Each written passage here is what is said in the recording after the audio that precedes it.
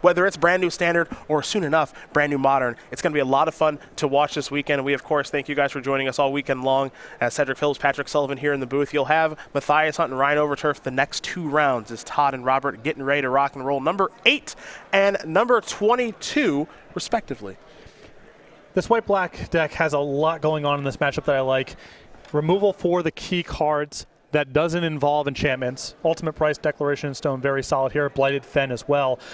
And the fact that he has his copies of Anguish Unmaking means that he can answer Pyromancer's Goggles as well.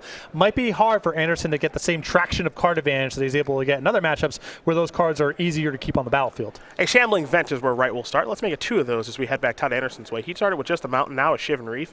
And the first test is a Tormenting Voice, discarding the Drown Your Temple. Talk about all that value as we head Robert Wright's way. Yeah, a lot of very small synergies, little pieces of value here and there, but Standard just has so much less of that than it did last season that even those little exchanges, those little pieces of card advantage are valuable. A Forsaken Sanctuary there from Robert Wright. He passed the turn back to Anderson. He just played a Mountain. He's ready to activate the Drown Your Temple from the graveyard and place it on the battlefield. For Robert Wright, he will play a Plains. He'll pass the turn back. The Temple's back here for Anderson. As we head back Todd's way, he's drawn another Temple, and now it might be Goggles time. We'll see. But this will be the interesting thing. How does Anderson want to go about getting a foothold in this game in terms of card advantage? A lot of his cards are going to die pretty quickly just like that. Yeah, that was the interesting thing. You saw Todd play the Goggles and Robert immediately Anguish and making it. It's like Todd almost saw it coming, and Robert just knew, hey, this is what I'm going to do with my turn. I'll definitely pay 3 life to get that thing off the battlefield, as now here is a Knight of the White Orchid. A trigger will take place, which means Wright will search up a Plains. There is the basic. That'll enter the battlefield untapped. And we'll see what Robert can follow up with after that. Power level of this white-black Eldrazi deck, very high.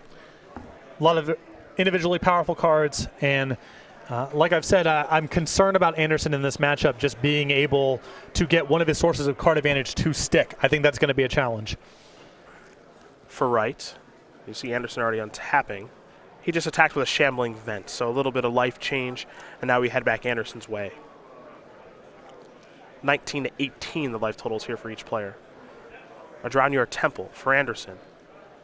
And now another Pyromancer's Goggles. He will use it now to play a Tormenting Voice, discard a Highland Lake, 4 cards on the way, and that's the kind of exchange he's got to make, even though quite a few lands drawn there. Still a good starting point, and puts a lot of pressure on Wright to have another copy of Anguish Unmaking, only 3 in the list. It's very hard for him to remove the Goggles otherwise. Looks like a Sorin is here. The Grem Nemesis. It's going to start off with 6 counters. Elevator's going up to 7. Caves of Koilos is the reveal. And now here's an attack for 2 from Robert. So Todd will take no damage from that Sorin activation, but Robert does have a card drawing engine online. Lightning Axe the draw here for Anderson. And not an easy card for Anderson to get off the table. A lot of loyalty. Anderson's deck doesn't attack very easily. Yeah, that's when Wandering Fumarole is going to have to play a role in things. Now Chandra's not too bad at taking care of it. A couple 3-1s here. Bring Sorin down to 1. And Anderson does have Lightning Axe at the ready with Pyromancer's Goggles, so that means it'll be 2 axes. A Wandering Fumarole, and a passing of the turn back over to Robert Wright. Number 22 on the SCG leaderboard will draw a card, and we'll see if he can handle Chandra Flamecaller. He'll start by ticking up, and now, well, not bad, another Sorin. Though with Anderson being able to tick his Chandra up uncontested, it makes Sorin much less of a clean answer to the Chandra. The minus power on Sorin very good at answering in an immediate sense, but if Anderson gets several turns of uncontested plussing, Sorin's no longer an answer. Looks like Wright's going to come across in the red zone. Going to bring Anderson down to 8, and I'm curious if he wants to play another Sorin, maybe try to take care of the Chandra with the minus ability. Tough to say. Looks like it's not that tough to say. He will play it. He will take care of the Chandra by -5ing. Chandra down, Wright will gain some life. Problem solved, at least for now. We head back Todd Anderson's way. See the life totals here, 24 to 8 in favor of Robert Wright. Anderson will draw for the turn. Picked up a copy of Tormenting Voice. This deck plays a lot like Jeskai Black, a deck that Todd Anderson has had a lot of success with. He will start with using the Goggles to play a Tormenting Voice, discarding a Drown Yard Temple, 4 cards on the way. Fiery Temper among them.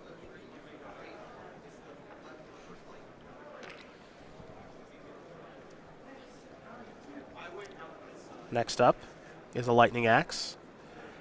Axe plus Temper will take care of Sorin plus Knight. Anderson may have to discard here. We'll see. And I fear we are already approaching the point of no return here for Wright.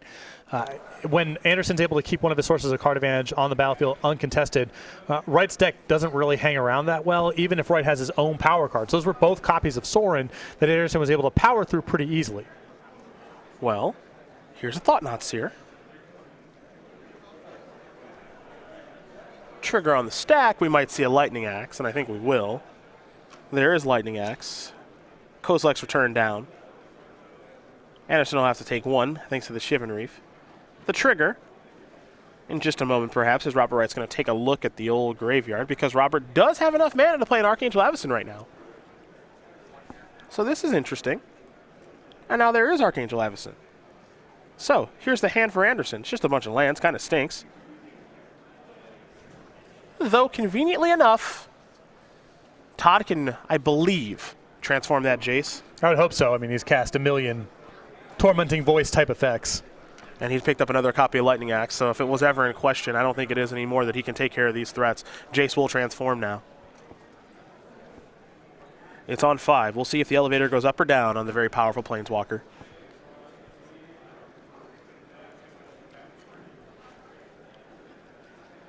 Again, right now, Anderson's hand not particularly strong. Wright knows that. Anderson will use Lightning Axe. Take care of both threats, and he'll draw a card thanks to the Thought-Knots here. Tormenting Voice the draw. See if he wants to cast that now or wait a turn. Jace is going to go up. There's a Wandering Fumarole and just a passing of the turn, so he'll wait with the Tormenting Voice. Yeah. Anderson, handful of lands here. The game's shaping up to be kind of in a slow attrition battle, so no rush to cast it right now. Wait till you can untap with the goggles and draw 4 cards instead. Looks like the old Shambling Vents are going to get fired up here now for Robert Wright. He'll fire them both up. Anderson says, I got a creature land too.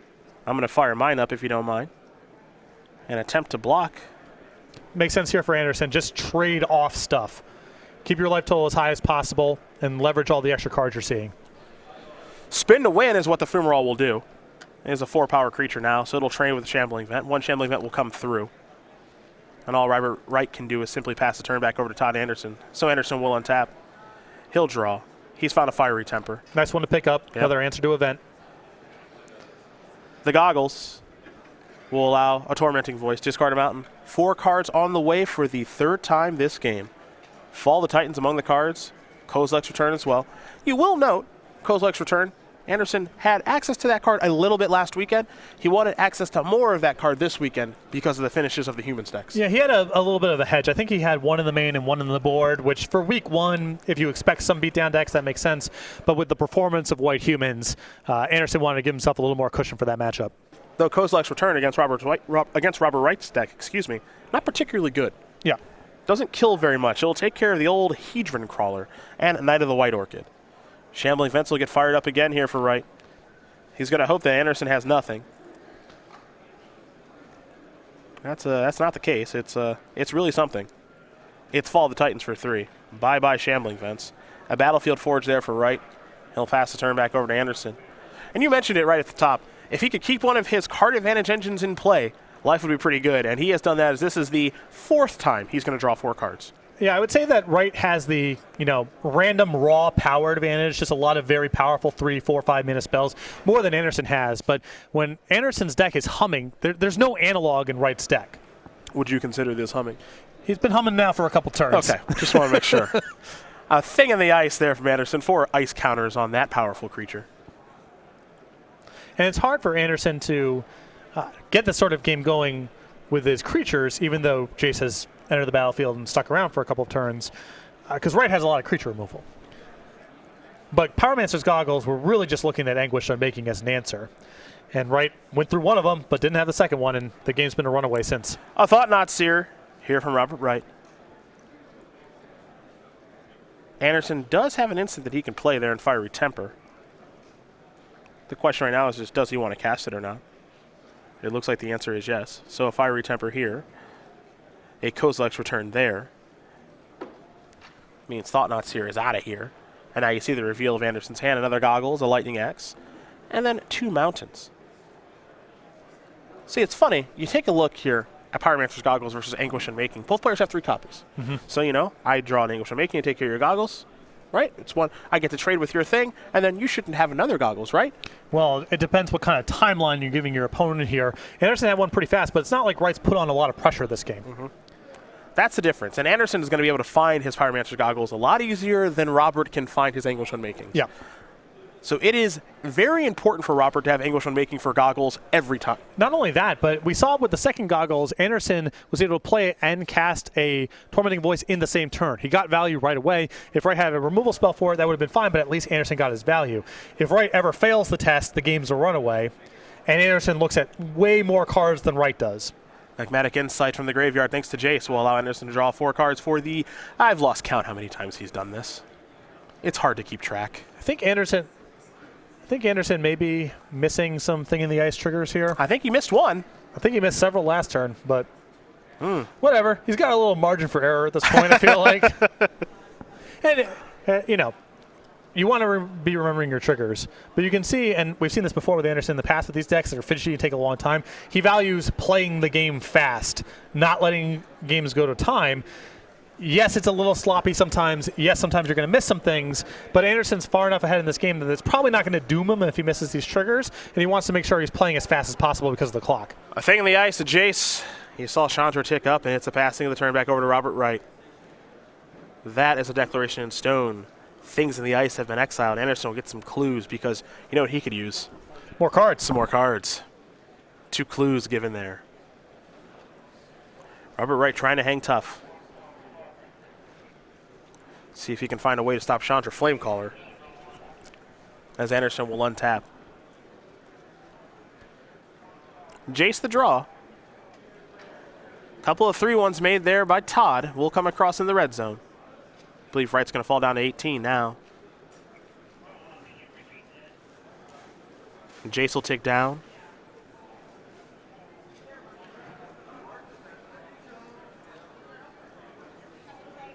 Might be Tormenting Voice.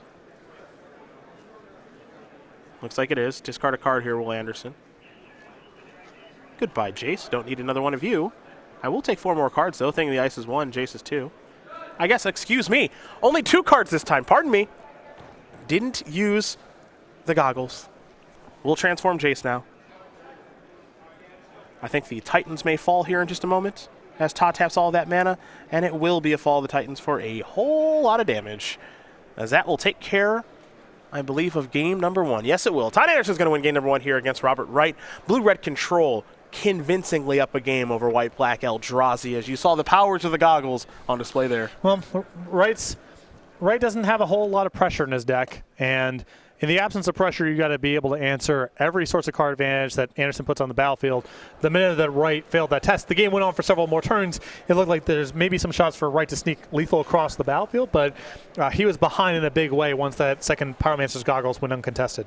To the sideboards we'll go, and we will start with Robert Wright as he'll be on the play. He's got 4 copies of Tragic Arrogance, 3 Duress, a couple copies of Gideon Ally of Zendikar, 2 Read the Bones, 2 Reality Smasher, and 2 Virulent Plagues. So I'm a big fan of bringing in the discard spells here alongside Gideon Ally of Zendikar, Read the Bones, and Reality Smasher. Wright's probably got some cards that are dedicated towards handling small creatures or playing that sort of battle. Not really what's going on here. He should have the wiggle room in his sideboard to be able to get in all of those cards, and I think giving himself more card advantage, more disruption, and some planeswalkers will help Wright out here a lot. On the other side of things here for Todd Anderson, 3 Rending Volley, a Jorien Ruin Diver, a Chandra Flamecaller, 4 Fevered Visions, 2 Dispels, and 4 Negates. So I definitely like bringing in the additional copy of Chandra. I could see maybe not the full play set of Rending Volleys, but a little of that coming in, and I like the negates in this matchup as well. If Wright's bringing in anything that matters, it's spells, card drawers, duresses, planeswalkers. So even in his deck, even though Wright's deck is not that spell-heavy game 1, post-board he's likely to have impactful spells. Well, that gives you an idea of the options here for both players. Robert Wright will be on the play for game number 2. Now, do keep in mind, we've got our Invitational this weekend. It's certainly going to set the paces for Pro Tour Shadows over Innistrad, but also for the state championships next weekend. And you can learn more about how to become a champion right now.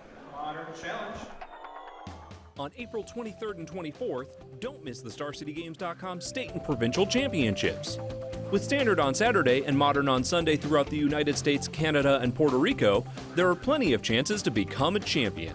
Every player that registers receives an exclusive art print, Top 8 competitors receive an exclusive playmat and pin, and each champion receives a championship playmat, medal, and an invitation to any of the next 3 StarCityGames.com invitationals.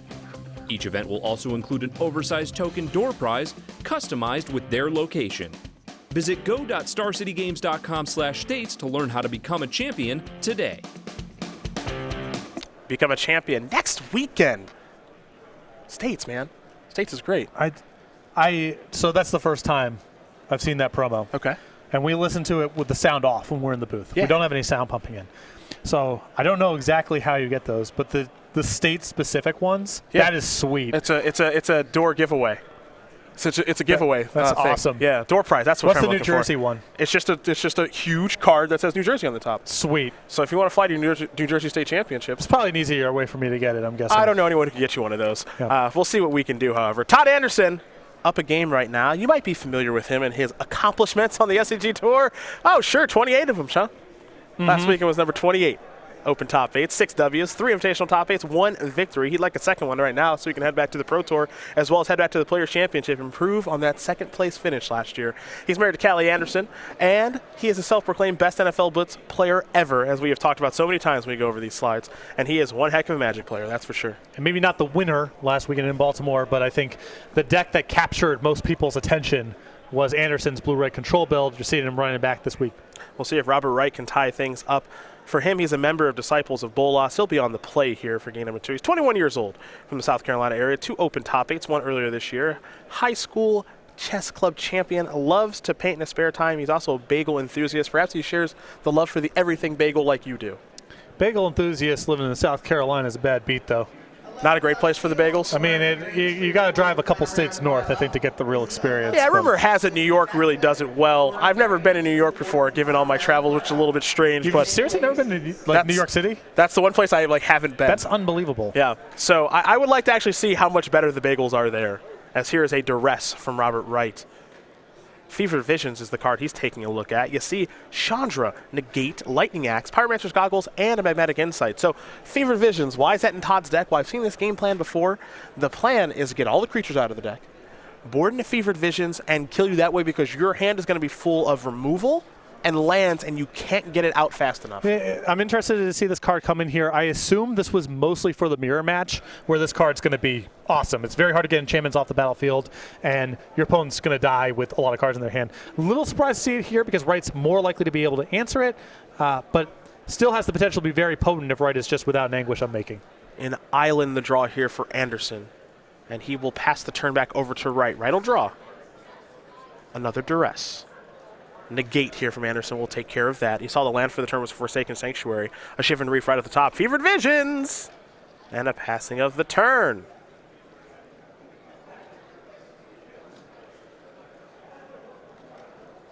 Wright will have to draw, and he'll take some damage thanks to the Fevered Visions. Now, we'll take a look at the visions one more time as Anderson's going to play a second one. We want to make sure everyone knows exactly at home what's going on here because this is wildly different than the last game. So at the beginning of each player's end step, that player draws a card. If the player is your opponent and has 4 or more cards in hand, Fevered Vision deals 2 damage to him or her. So for Robert, he's got to get these cards out of his hand, and there's no punishment for Todd, in theory. Yeah, well, the theory is you're playing a Howling Mine effect, your opponent gets to go first. That's the cost. But with Wright missing a play on turn number 3, and then Anderson having a second copy as a follow-up, this game might be over pretty fast. Now the question, right, is where'd that Gideon go? Well, Todd said, well, you've got 2 Fevered Vision triggers, so I'm going to redirect that damage over to Gideon. Nice 2-2. I don't care about that. Now here's a Goggles. Pass the turn back. Oh, and I'm going to draw some more cards. Chances are I'll be able to use the Goggles to my advantage. This Fevered Visions plan looks to be pretty good against this Eldrazi deck. For Robert Wright, it's a Reality Smasher. However, Anderson does have a Lava Axe at the ready, so he's going to have to discard 2 cards, 1 to Lava Axe, 1 to Reality Smasher. Drawing Yard Temples, well, there are worse discards, as both creatures will die. For Robert, hey, he gets more cards. Yeah, for Wright missing a play on the 3rd turn here, it's going to take him so long to be able to get out from under the Fevered Visions, and Anderson's also drawing a boatload of cards the whole time, too. And now he's got a Chandra. He's going to make a couple of 3-1s. Those are going to attack, and I don't know if Wright has any way out of this. Even if he were to find Anguish Unmakings, he has to lose life to even be able to play those spells. Back over to Robert Wright, we're going to go. He'll draw a card. It's a Plains. This is a Sorin. It's going to try to kill Chandra. That'll work, so Robert Wright will gain 5 life, but I think he's going to take 4 damage. He might lose that Sorin right now, too. We'll see how Anderson wants to use the Fevered Visions. I would assume it's going to be a 2-and-2 split. 2 of the damage going to Wright, 2 of the damage going to Sorin. But if Anderson has some trivial way to finish off the Sorin next turn, maybe he'll just do it all to Wright. There goes the Sorin. And we're going to head back Todd's way. Fiery Temper the draw in combination with the goggles, not too bad. I mean, this is pretty brutal. Wright missed on the 3rd turn, but his follow-up turns were Gideon into Reality Smasher into Sorin, and he is not keeping up in this game. Not at all. His deck can't do a whole lot better than this. You know, he's playing his best cards here. He's played a bunch of sideboard cards, but Anderson's sideboarding plan looks like he has him trumped. Oh, discard. Nice. Nice. The end step. I will Fiery Temper you. And now I think he's going to Fall of the Titans him, and that is going to do it.